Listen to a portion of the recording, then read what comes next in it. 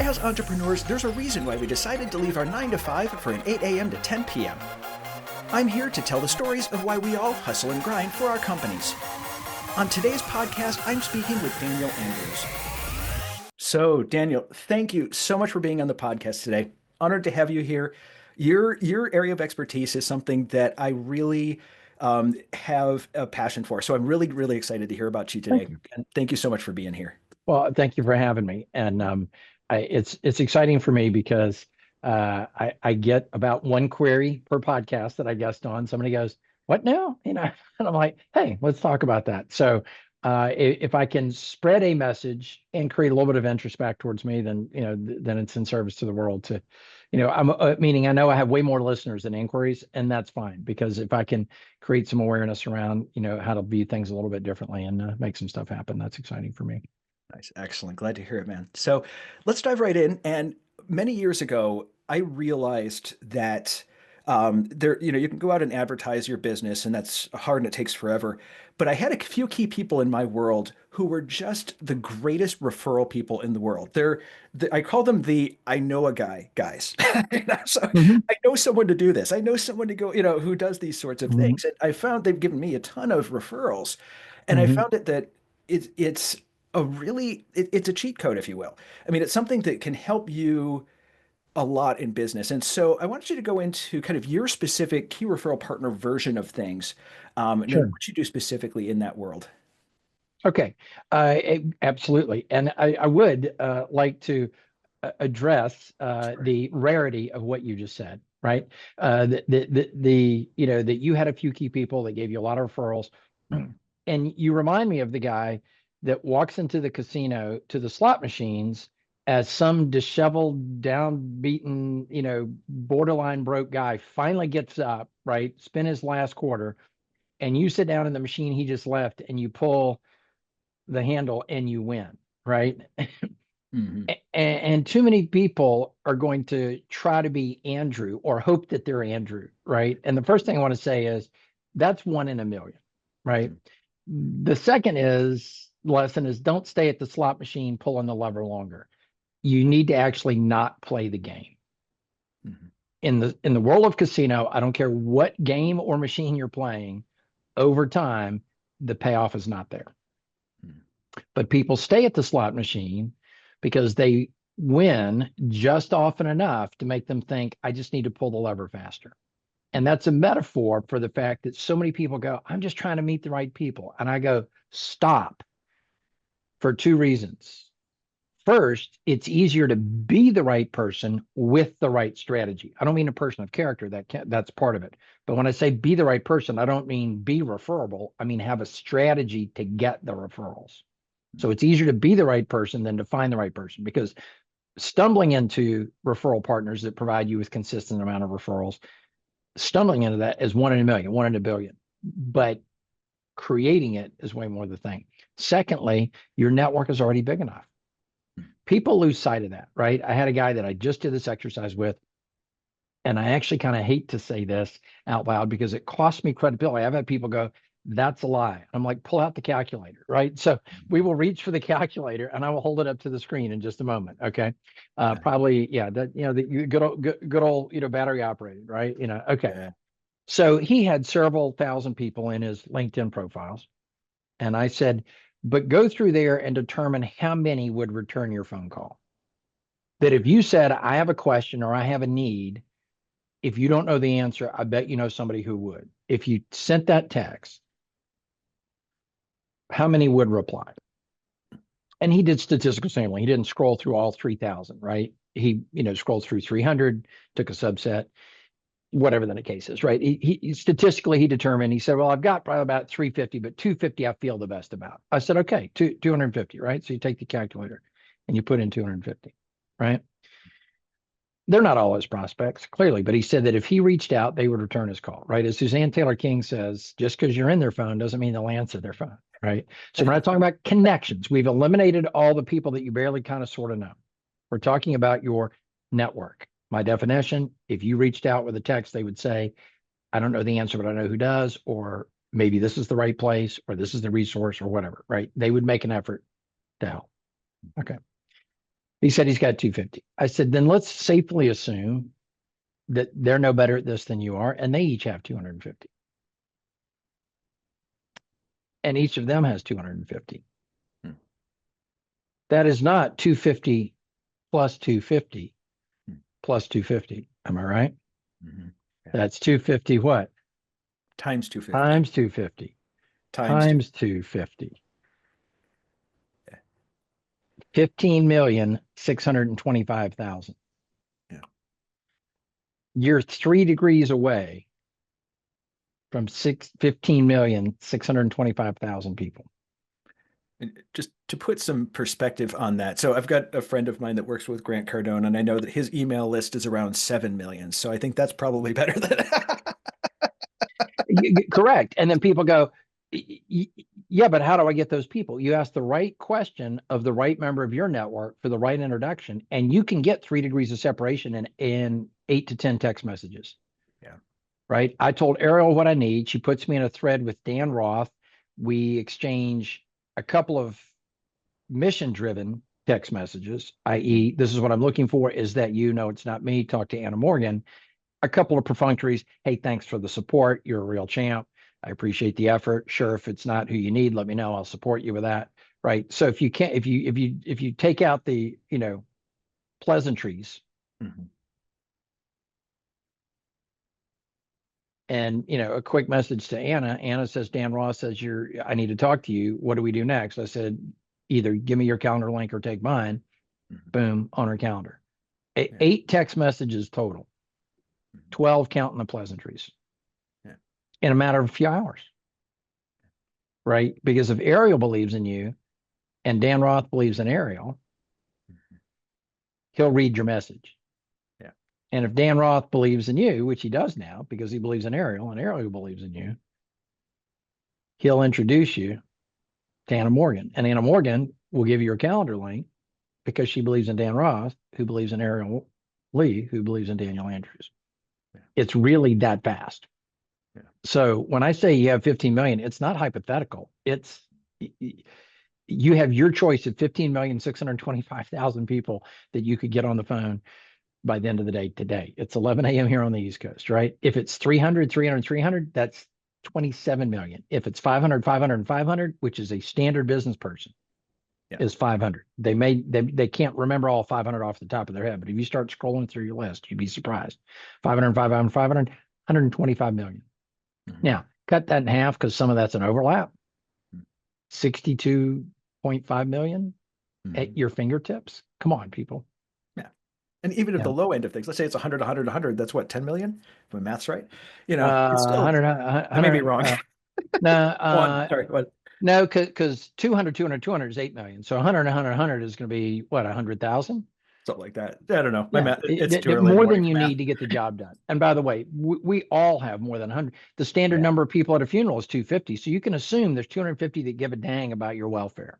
Yeah. And I wanted to put that out there because a lot of times we allow things like I have to have a big email list or I have to have a huge number of people on LinkedIn to be able to make this work. And I think the reality is no.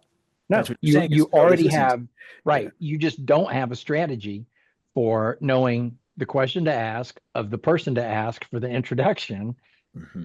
Right. But you have access to more people than you can shake a stick at right now, more people than you need to be successful in your career. And I get it. All 15,625,000 are not your prospects, but you can't tell me that if I could take a random set of 15,625,000 people off of LinkedIn and promise you that you could get an appointment, that you could use whatever geographic, industry, revenue, title filters you wanted and find all the customers you need from now until the end of time.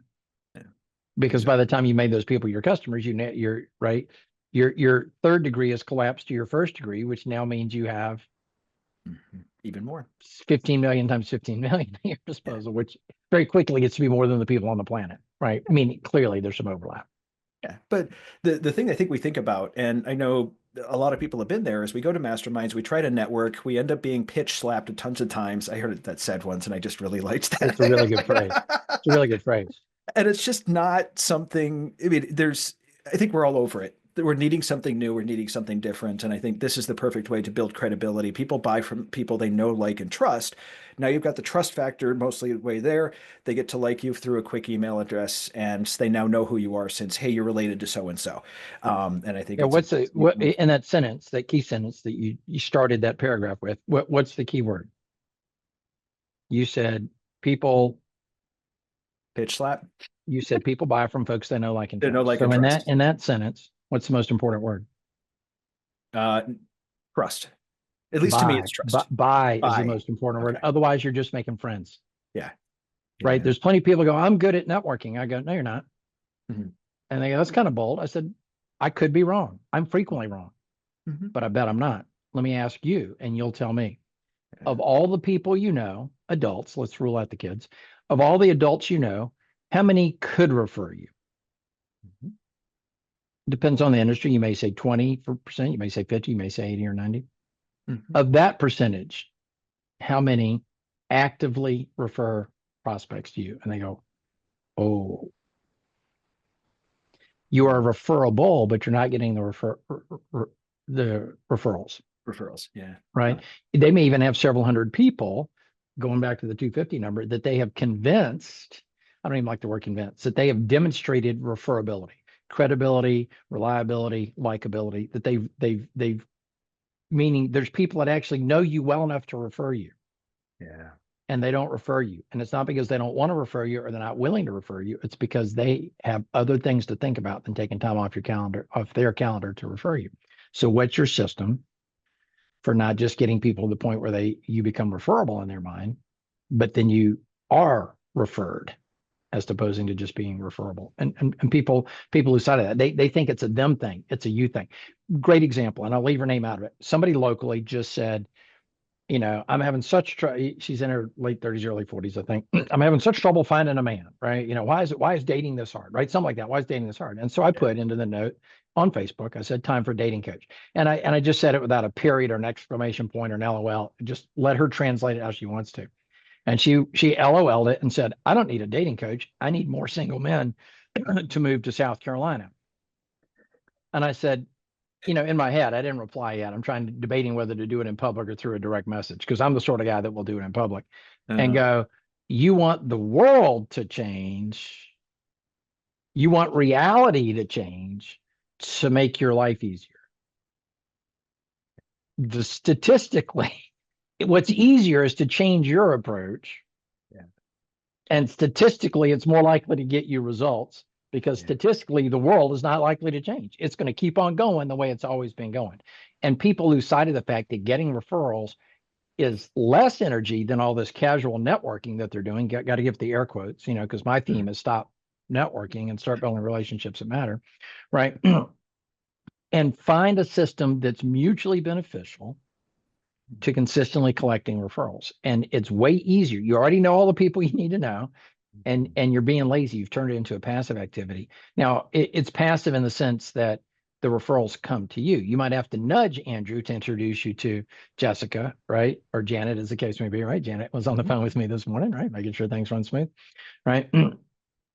But then Janet lands in my inbox, right? And you said, you kind of like the origin story. So I will make one point, and then I'll tell you a great story. And before we started, you made some reference to, well, we all had the job and then we became self-employed. No, I've been self-employed officially 37 years, 51 if you start with the lemonade stand. In my entire life, counting jobs during high school and college, I have been employed less than 60 months of my entire life. The rest of it's been self-employment. So anyway, there wasn't never a moment where I had the job and I'm like, I got to do something different. I've worked inside other people's structures. I've been an independent contractor for well-known brand names. I certainly have had structure, but I've been self-employed since jump. Okay. So the origin story is this, right? I launched a business that failed because I was in a town I didn't know and I didn't understand the need for a network. St. Louis is a weird town. That's all I'll say. And it failed. And as an adult, I did go out for a minute and get a job until I was caught up on the bills. And, as anybody that knows me very well knows, that it ended in a I quit, you're fired, showdown, which was a given from the jump. Right. The new owners came in, wanted to make changes, wanted people to stay. I said, well, quit cutting our pay if you want us to stay. You know, that turned Yeah. into it. That turned into an argument. Yeah, I'm like, how is this an argument? You cut people's pay, they're not going to stay. But Mm. anyway, back to the point. So I went back to the industry, the business that I had launched that failed because I had number one contacts and I had a lot better sense of the way to do things at this point. I had matured a lot in my understanding. And so I found somebody in St. Louis who was willing to be my wingman. I'll leave the first names out of this, not because I'm not willing to use them. If anybody DMs me, I will give you the names of the people and they'll vouch for the story because they remember it clearly. But their first names are so similar that I confuse myself when I try to tell the story. So wingman. So wingman, business owner, prospect, wingman, prospect, me, and the CFO. We'd already gone to lunch once and I had explained the value that we had for the business. And all you need to know is that it's a very large business, meaning this was going to be a big deal. And so then we go back for the decision maker meeting, which is a very perfunctory, right? There's not a whole lot to say. The value's there, the CFOs acknowledge it. We're standing on the parking lot and the prospect points at me and says, who is this guy? And the wingman says, he's my guy.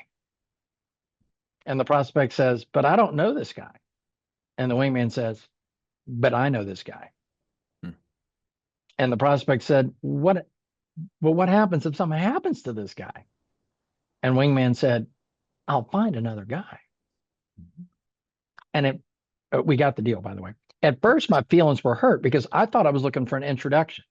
And next on the stage is Daniel Andrews, who will do a song and dance that he did for you a week ago, but you weren't really paying attention. And he's going to do it again and convince you that he's referable or, worth doing business with. Right. But we got the deal. I realized I'm not looking for an introduction. I'm looking for an endorsement. I wasn't looking for a chance to build credibility with prospect. I didn't need to. Wingman had credibility with prospect, and I had cred with wingman. And I'm like, I need to figure out how to systematically build more people that are going to go, he's my guy. Yeah. Why are you looking at him, prospect, when you should be looking at me? And I'm like, ooh, I need a handful of those. Now, is that kind of an outlier in terms of the degree of endorsement you're going to get from people? Yes. But should the situation arise, I want people that would do that if they had the chance. I want people that will say my name in rooms that I'm not in because they believe in me. I want people that will pop in the middle of a sales call if I ask them to and go, I don't know why you're waffling. You should just get what Daniel's offering because he 3x'd my income in 90 days. Okay. Right. Do I have hundreds of those? No. Do I have a dozen of those? Yes. Is that plenty? Absolutely. It's amazing. And I show people how to create those wingmen. Right. Yeah. But that's the key. You're looking for the transfer of trust. I don't need a name and a phone number. That's meaningless. I could join 5 more chambers of commerce tomorrow and have 5 times as many names and phone numbers. I'm not interested in a name and a phone number. I'm interested in the trust that's transferred in the act of an introduction. I was going to say, this popped into my mind, and I think it's a great analogy to it. Hey, we do it in dating. You always go out to the bars with a wingman, and the wingman hooks you up and has credibility for it. Might as well do it in business. and that wingman doesn't have any cred, but it sounds different coming out of somebody else's mouth. And this is just a little aside. I do very little casual networking. I do it mostly in support of either my reputation locally or to support the host of these networking events, that go on online. I'm not actively looking for prospects. I don't put my contact information in the chat box. Right. And the leader's like, you're not gonna put your information. I'm like, no, I've already messaged the one person I want to talk to and we're done here. Right. I don't need people climbing up in my calendar just because I sound interesting. Right. I coach Suzanne Taylor King, and now her booking page says I'm no longer holding get to know you meetings. If you can convince one of the following 7 people to introduce you, they have my calendar link. Yeah. Right. And I show people how to do that because that's what I showed Suzanne. Right.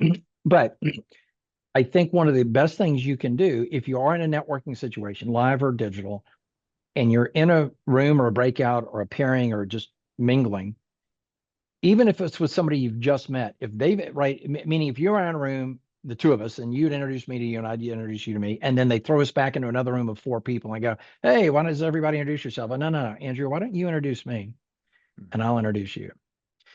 Now, if I don't know you well, that's a nice test for you to see if your message landed, because Yes. your messaging is not what you say, it's what I What you hear. hear, Yeah. right? If it's somebody that does know you well, they will say things about you that you wouldn't say about yourself. I was in a room and did this with, again, my good friend, Suzanne Taylor King, and her introduction to me was so intense. I said, will you call my voicemail and leave that on my phone? Because my wife will pick me up when I'm having a bad day.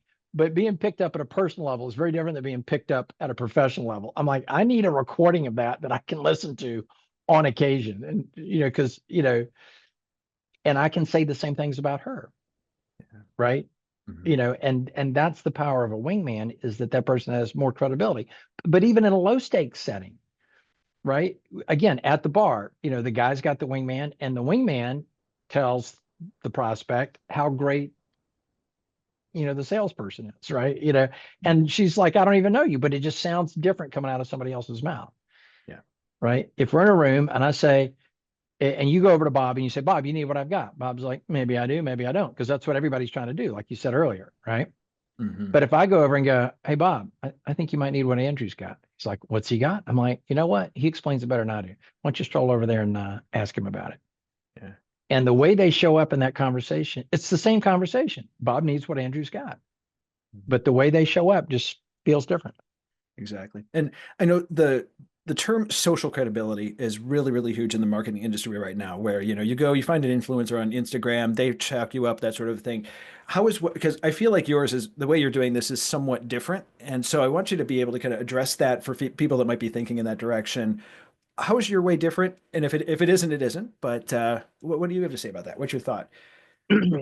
um, I don't believe credibility, referability, right, which Mhm. comes from trust and it comes from some components, credibility, reliability, likability, and we could run down that trail, but we won't. I believe that it can only be built in a one-to-one conversation, possibly two-on-one if two of you have already built it and you're inviting a third into the conversation, Mhm. right? And people go, that's not true. I had a great conversation with, Andrew at the happy hour. I said, no, you had a great conversation with Andrew adjacent to the happy hour. Yeah. The happy hour was going on and you were part of it. And then for a minute you weren't. You went over off to the side. Yeah. But in a group setting, you're not accomplishing anything. The only thing you can do is select who you want to build with, which must be done afterwards. So in a group setting, you're not accomplishing anything. The one thing you can do that will set you up to accomplish something is select who it's most strategic to build with. Mhm. And I think it requires a one-on-one conversation. Now, that can be exhausting if you'll take one with anybody, but that's why Suzanne Taylor King is no longer holding get to know you meetings. Mhm. She has a trusted circle of people that, and we don't meet people on her behalf. She didn't deputize us to hold all her first get to know you meetings. She Mhm. just means if you end up in their circle, they know some appropriate questions to ask to know if you should be introduced to me or not. Mhm. Right. And so the first is, now, can you build a brand name? Yes. People go, this kills me. People say, with marketing, my goal with, helping with your marketing and your LinkedIn posts and your social media is to help you build know, like, and trust. I'm like, mm-mm. Awareness is all you can build. Awareness is it. Awareness. Now, will awareness possibly get you into a conversation? Yeah, there's some people that are going to hear this and go, I'm pretty skeptical, but I'll talk to this guy, right? I will get a call or two after whenever this podcast is released, and I'm okay with that, Mhm. right? I don't mind starting from there because at least I know they're interested in the topic. But I'd much prefer, and my calendar is full of, and if I showed it to you, it would make you flinch because it makes my wife flinch when she walks past my desk. And that is all inbound Yeah. people that someone else said you need to be on Daniel's calendar to talk about what he's got. And so to me, the difference is marketing is something you do to the masses. Okay. Building a net and be well, networking is a subset of marketing. Networking done the way you've been doing it is a subset of marketing. And it's the hardest, most expensive and biggest time waster than you could possibly imagine. Why would I go hand out 50 business cards when I can pay $50 to get a Facebook ad that reach 50 people? Because Yeah. that's all you're doing when you're networking, right? Networking, right? But if you're going to build a network, it goes a long way. Because the reality is building a network has only two things in common with marketing. That does not mean they are related. They only have two things in common. Right? Bears and humans, breathe through their mouths, right? And eat a lot, right? They have two things in common, but they are not related. They are not of the same genus at all, right? Okay. They have two things in common, but they are unrelated. The two things they share in common is, number one, biz dev. The point is revenue. And the second thing they have in common is messaging is important. Consistency in messaging is important. That does not make one a subset of the other. They're very, very different than each other. And I get this, while so many impressions and so many downloads and so many likes and reach and, impressions and likes, those are ego metrics. I promise you, those are ego metrics. There's only one number that matters: revenue. That's it. That's it. And there's only two numbers that feed that number. And it ain't impressions, likes, and followers. How many people are giving you money and how many people are referring people to give you money? That's it. I mean, Christopher Lochhead says, any marketing that does not have a direct ROI, that's not directly tied to ROI, is called arts and crafts. I like that. If you can't show me the revenue, right? I was at a live event and this guy says, he said, you made some comment about, this is a low value event. I said that with a microphone. I wasn't disrespecting the event. I said, I propose that most of y'all, this is not the best use of your time. And Cyril Prier came up to me and said, what do you mean? I said, 6 months from now, if I asked you how much money did you make from being here tonight, you either won't know the answer or you won't like the answer. And all four said, that is a true statement. I said, then unless you're here for the free food, why are you doing it? If you can't track the revenue, how do you know? True. I know I've fallen into the trap before. Absolutely. Where, well, and it turns into a deal just often enough, or they get the endorphin rush, the dopamine hit from making a new friend, which is fine, but I'm not out there for friends. I'm out there because I have other ways to build friendships and I already have a pretty good number, right? It's not like I'm not scoping for friends at the business networking. Yeah, exactly. Cool. Well, coming towards the end of things, thank you so much for the wisdom you've dropped. I think this is something that's really critical people need to know, and it's understanding this concept. And we all hear these things about, go out, build your email list, do these things. And like you said, there's some credibility to it, but I think this is a much more powerful move. But the last question I always want to ask people, what is a book or podcast that has had a significant impact on your life?